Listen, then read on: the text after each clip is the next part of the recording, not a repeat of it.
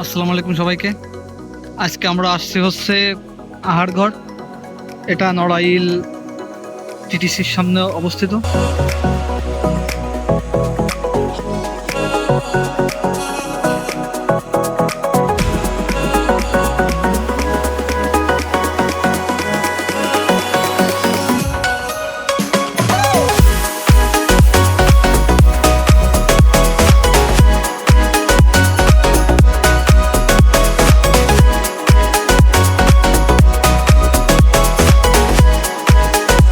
তো ছবি তোলা এবং ভিডিও শেষে কি অর্ডার দেওয়া যায় এটা ভাবতে বসি। প্রিয় অভিভাবক, সে ভাবতেছে কি অর্ডার দেওয়া যায়। আবার মোচের তলা হাসিও দিচ্ছে। তো চলে আসলো আমাদের খাবার, এবং এই খাবার দেখে সরোজ ছেলের রিয়াকশনটা একটু দেখুন।